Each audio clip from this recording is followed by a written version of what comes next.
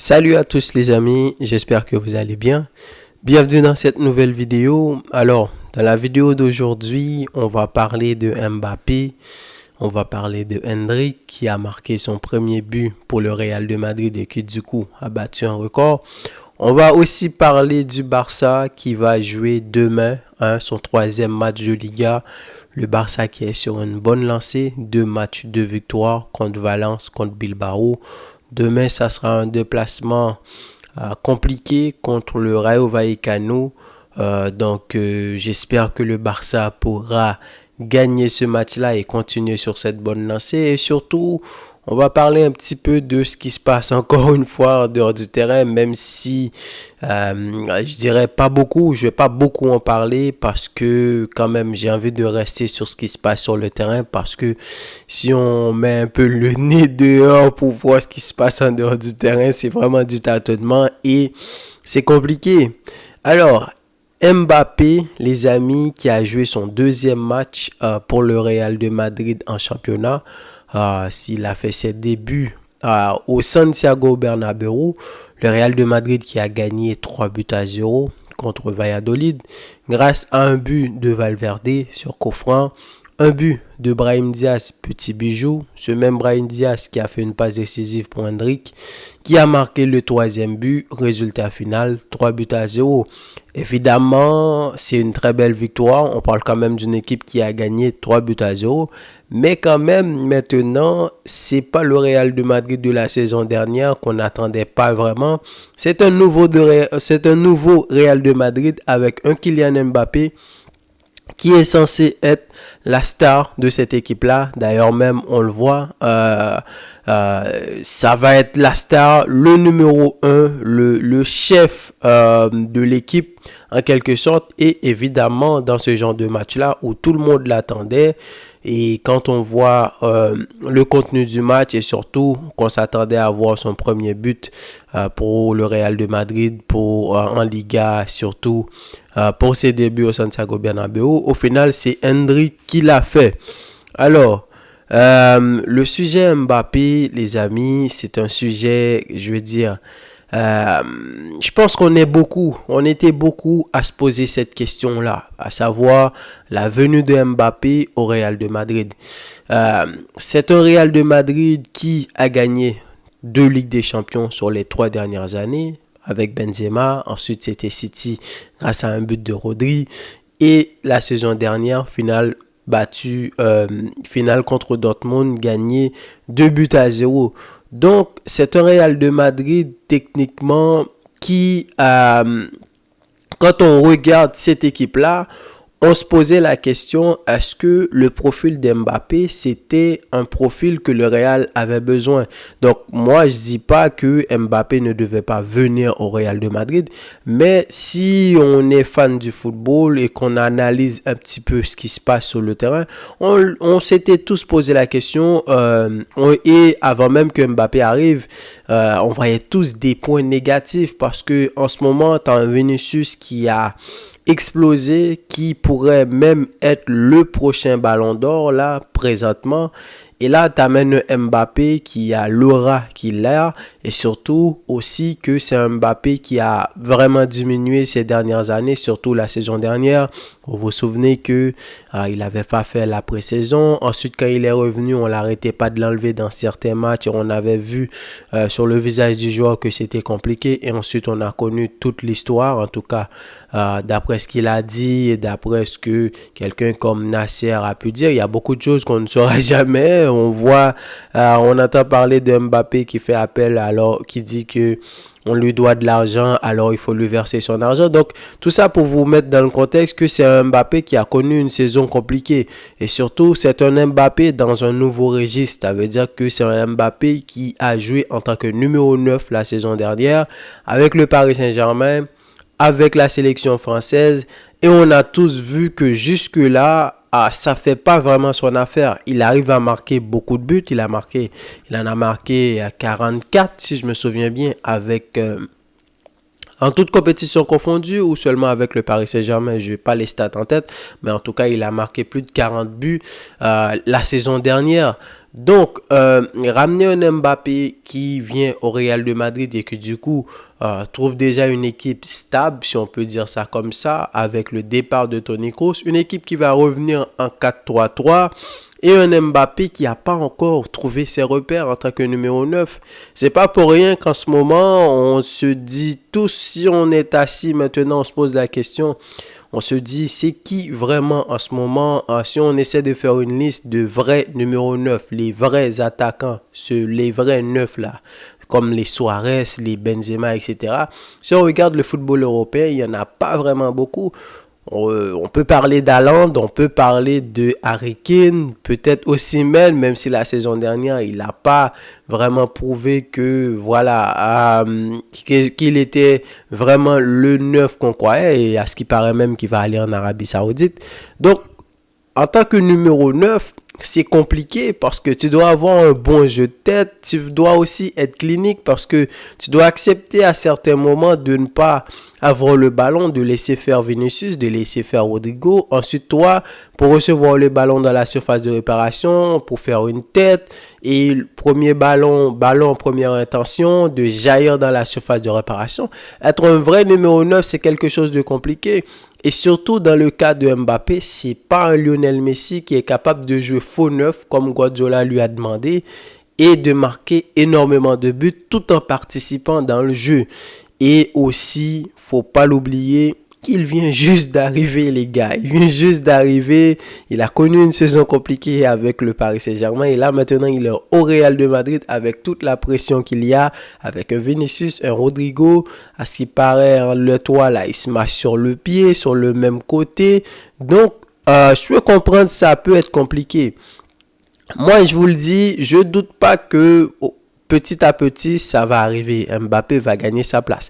Moi, la question que je me pose et surtout la curiosité que j'ai, c'est que j'ai très envie de voir quand ça va arriver, dans quel dispositif il va être, dans quelle disposition, comment il va jouer. Est-ce que Ancelotti va faire un 4-4-2 ou le mettre sur le côté droit? Donc, du coup, avec Vinicius, ils peuvent permettre. Du coup, Rodrigo va obligatoirement aller sur le banc.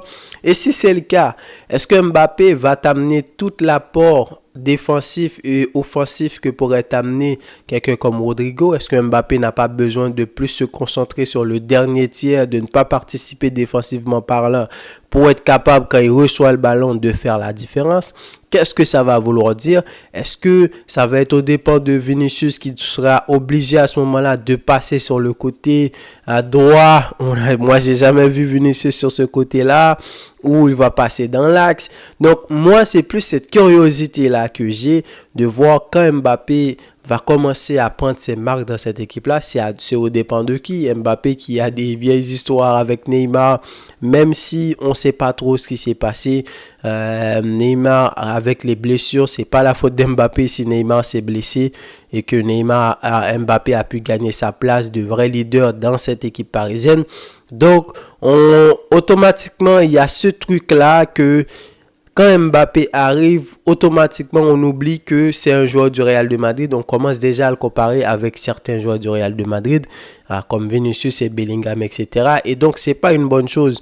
Mais pour moi, je ne m'inquiète pas. Mbappé, évidemment, vu le joueur qu'il est, il doit accepter ce qui arrive en ce moment, tous les critiques qu'il peut y avoir.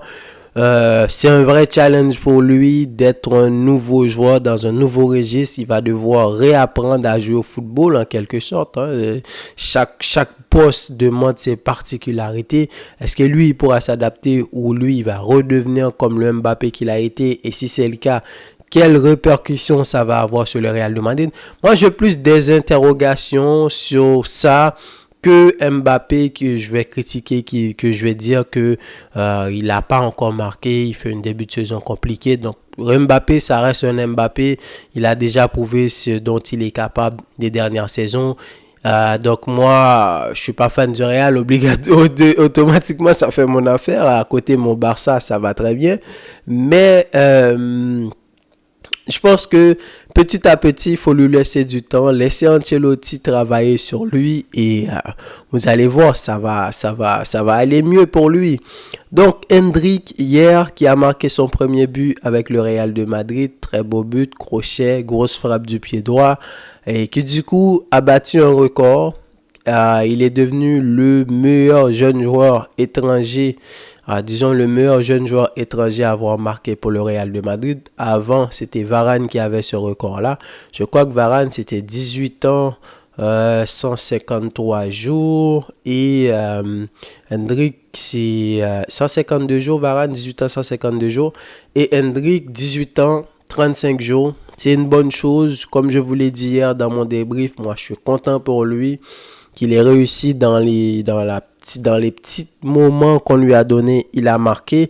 Parce que avec ce Real de Madrid là, avec Mbappé, Bellingham, Vinicius, Rodrigo, je pense que ça va être super compliqué pour Hendrik. D'ailleurs, même, il y a beaucoup de gens qui pensaient qu'il devrait partir en prêt.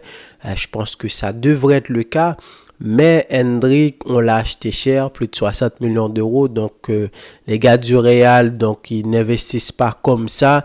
Donc, peut-être qu'il peut gagner sa place. Et je pense que là, à être monté comme ça dans un match compliqué, alors que les autres n'ont pas pu faire ce que tu as fait, et tu as réussi à marquer un but, ça va te mettre en confiance. Et peut-être qu'il va commencer à faire douter Ancelotti, à se dire que voilà, s'il y a des gars qui n'arrivent pas à faire certaines choses, alors que moi je suis un vrai numéro 9 avec Mbappé, Vinicius et Rodrigo, tu essaies de concocter quelque chose, mais tu sais qu'il te faut un numéro 9 si tu veux jouer en 4-3-3.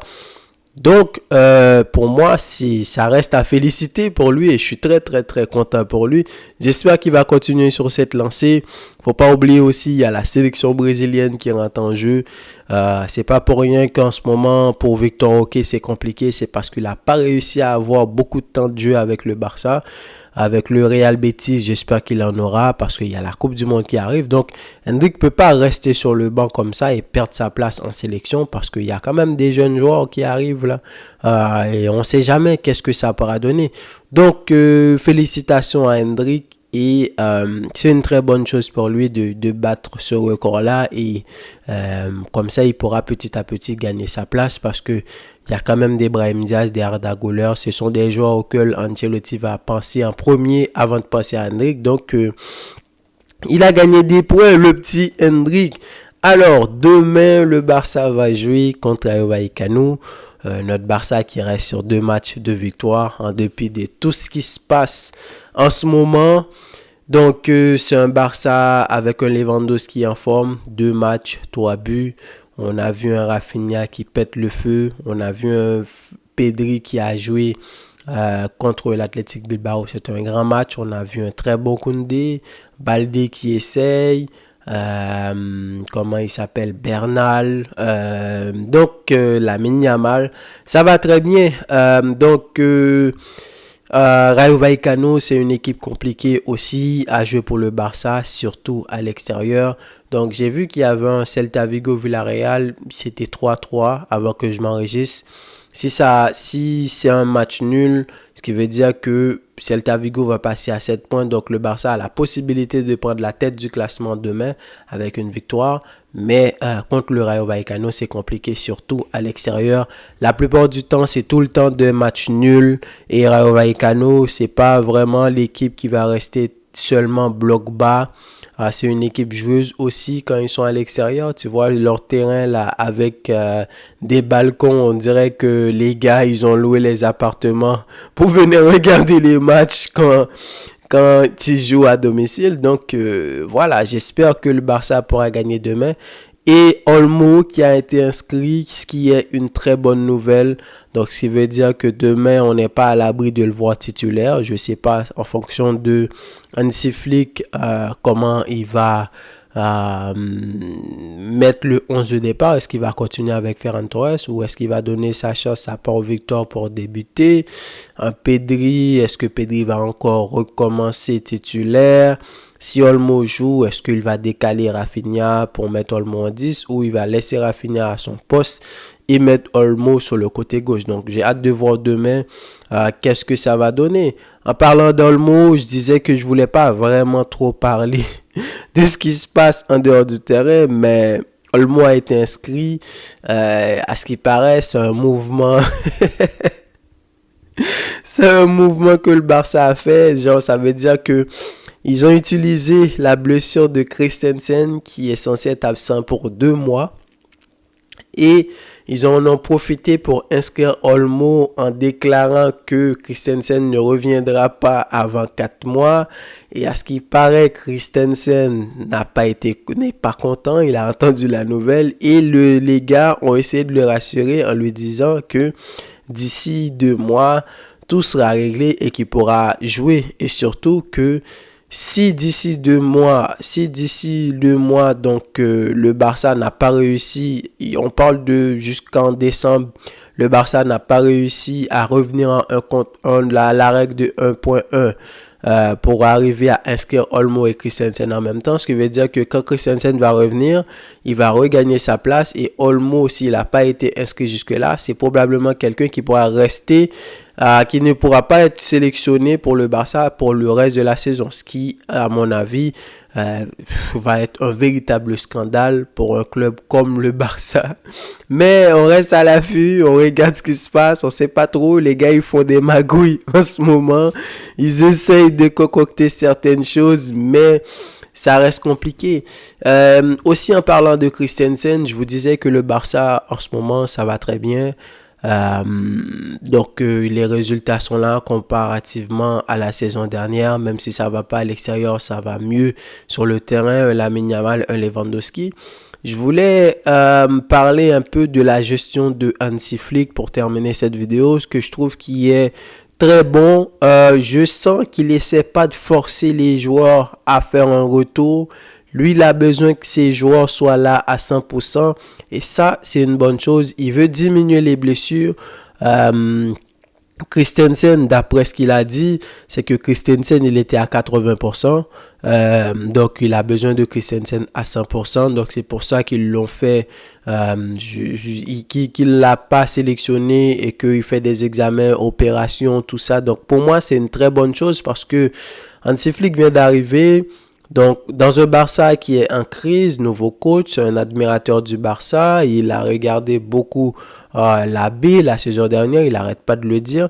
Donc, techniquement, on pourrait s'attendre que ça soit un gars qui sera dans la précipitation et essayer de prouver très vite qu'il est capable. Mais au contraire, c'est ça qui me plaît parce que ça soit Frenkie, il essaie de s'assurer que Frenkie revienne en forme. Que ça soit Gavi, il veut qu'il revienne en forme. Il avait commencé un bon travail avec Ansu Fati. Malheureusement, Fati s'est blessé. Il doit revenir dans 1 ou 2 semaines. Et malgré tout ça, on sent qu'il n'est pas dans la précipitation.